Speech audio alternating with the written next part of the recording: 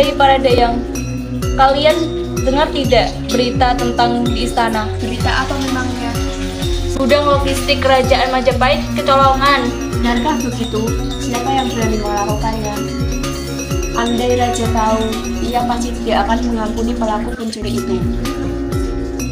Tapi menurutku, pencuri itu tindakan salah. Ia melakukan kejahatan itu karena rakyat sengsara akibat kekurangan pakan. Ku dengar akhir-akhir ini, rakyat mendapat bahan pokok dari seorang lelaki tak dikenal. Sudahlah, sebentar lagi ratu akan datang. Kalau ia tahu kita sedang mengunjunginya, ia pasti akan marah besar. Benar, ayo kembali. Maaf Kanjeng Adipati, hamba datang menghadap. Apa ini pencuri istana Kadipaten? Daulat Gusti, ini pencuri yang berhasil saya tangkap waktu menyusup ke lambung pangan Kadipaten. Buka penutup wajahnya, aku ingin tahu siapa orangnya. Pencuri yang selama ini meresahkan Kadipaten ternyata Raden Mas Said. Ayahanda, semua yang Anda lakukan untuk menolong rakyat Kadipaten Tuban yang kelaparan. Kasihan mereka Ayahanda. Apa Ananda salah menolong rakyat Kadipaten? Salah kamu menolong, tapi kamu salah dalam menjalankannya.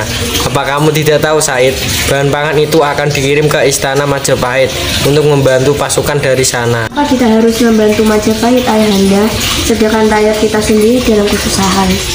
Tahu apa kamu dengan kerajaan? Sekarang kamu hentikan perbuatanmu, atau kau akan menerima akibatnya.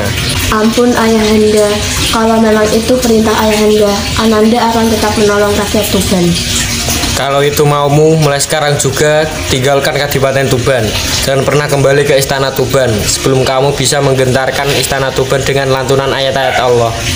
Baiklah Ayahanda, kalau itu memang keputusan Ayahanda, Ananda mohon pamit. Ampuni Said Kang Mas, suruh dia kembali. Dia putra tidak pewaris tahta Kadipaten Tuban. Kalau dia pergi, siapa yang menggantikan Kang Masnya Adipati? Tidak Diajeng, aku seorang adipati. Apa yang kuucapkan tidak bisa ditarik lagi. Semoga Said menemukan kebenaran dalam perjalanannya. Ampuni Kang Mas Said Ayahanda, suruh kembali. Apa Ayahanda tidak kasihan dengan Kang Mas Said? Rayu Ngulang, seperti yang Ayahanda bilang pada bundamu, Ayahanda tidak bisa menarik ucapan Ayahanda lagi. Kalau kamu kasihan dengan Kang Masmu, kamu boleh ikut dengan Kang Masmu. Sekarang juga kamu boleh pergi dari istana Tuban. Baik Ayahanda, Ibunda, Ananda, mohon pamit. Pergi putriku. Biarkan dia pergi, Diajeng. Berhenti Pak Tua. Ada apa anak muda? Kenapa kamu menghentikan langkahku? Aku menginginkan tongkatmu Pak Tua. Kelihatannya bagus dan mahal harganya. Tongkat ini hanya terbuat dari kayu anak muda dan tidak ada harganya. Kenapa kamu mencari harta seperti itu anak muda? Akan kubagikan kepada rakyat yang membutuhkan. Niatmu menolong sesama itu bagus, tapi caramu yang tidak benar. Apa kamu membasuh dengan air kotor, tubuhmu akan menjadi bersih. Merampok itu perbuatan yang dosa, apapun alasannya, sedangkan hasilnya kamu bagikan kepada rakyat. Apa kamu membagi dosamu dengan mereka semua? Kalau kamu mau harta, lihatlah pohon itu anak muda. Itu pohon berbuah emas. Itu halal anak muda. Ambil sesukamu. Dia kaget menghampiri pohon itu, memanjat dan mengambil buah yang dikiranya emas. Nafsu yang menguasai sehingga ia terjatuh dan buah itu menimpa tubuhnya, berubah menjadi wujud aslinya, yaitu pohon buah kolang-kaling. Dia baru menyadari kalau orang tua yang dihadapannya bukan orang sembarangan. Dia mau berguru.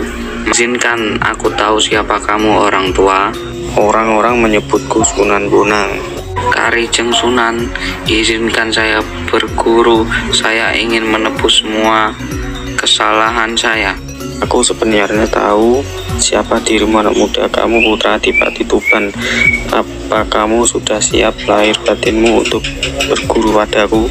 Lahir batin saya sudah siap Kanjeng Sunan. Apapun yang Kanjeng Sunan perintahkan akan saya junjung tinggi.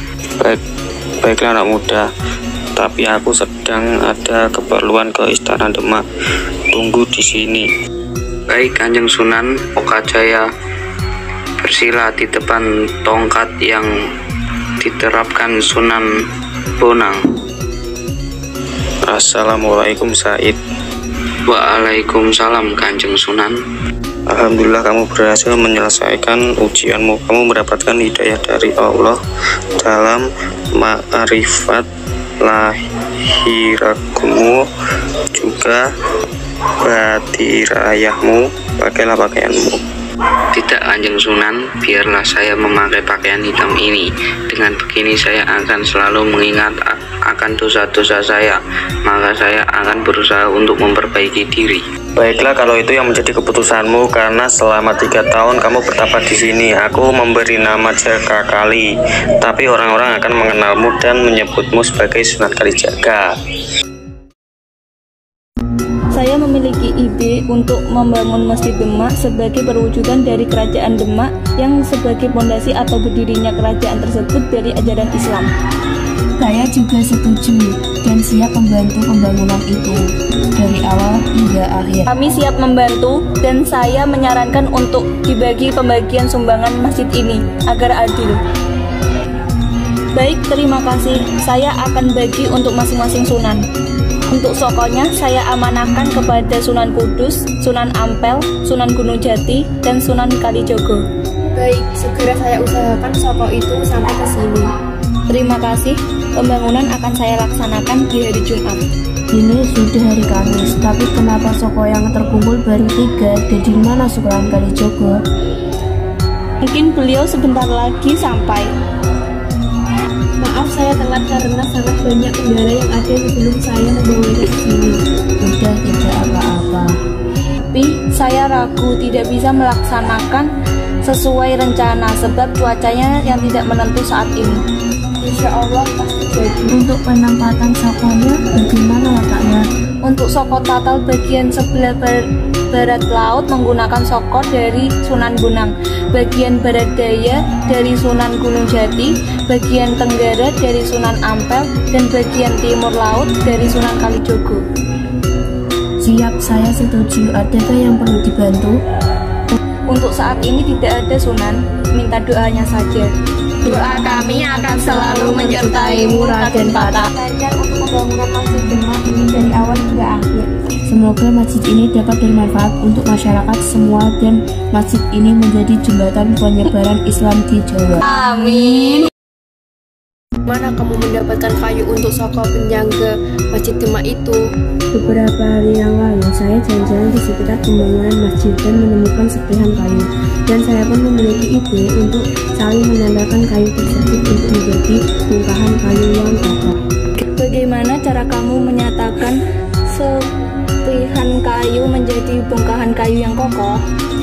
Saya saling menandakan kayu satu sama lain. Saya gabungkan dengan serabut kelapa yang ada di sekitar pembangunan masjid. Ya. Apakah kamu yakin kayu tersebut kokoh? Bahwa saya yakin kayu tersebut bisa kokoh. Baiklah, pembangunan akan saya lanjutkan. Marilah kita lakukan pembangunan yang tertunda ini agar cepat selesai. Kita minta maaf atas keterlambatan pembangunan masjid. Saya usahakan ke depannya jika ada penyumbangan akan saya usahakan secepat mungkin. Menurut saya kiblatnya kurang ke utara. Kalau menurut saya kiblatnya kurang ke selatan. Kalau menurut saya kiblatnya udah pas. Daripada sampean-sampean berantem yang tidak membuahkan hasil, lebih baik kita sholat hajat terlebih dahulu agar mendapat petunjuk. Sholat hajat ini saya akan imami ya. Silahkan periksa apakah masjid ini sudah betul arah kiblatnya ke Baitullah. Saya masih ragu, sebagian berkata kurang utara. Daripada berselisih dan tidak setuju terus menerus dari kemarin siang sampai sekarang, baiklah saya yang mencari keputusannya. Sekarang silakan semua melihat, telah kupertemukan Baitullah dengan Masjid Demak. Baiklah, kami menerima betulnya arah kiblat dan selesainya masjid ini. Sekarang tidak ada lagi yang perlu diperselisihkan sesudah ini. Masjid dengan Baitullah sudah dipertemukan, jadi tidak ada yang perlu dipertentangkan lagi.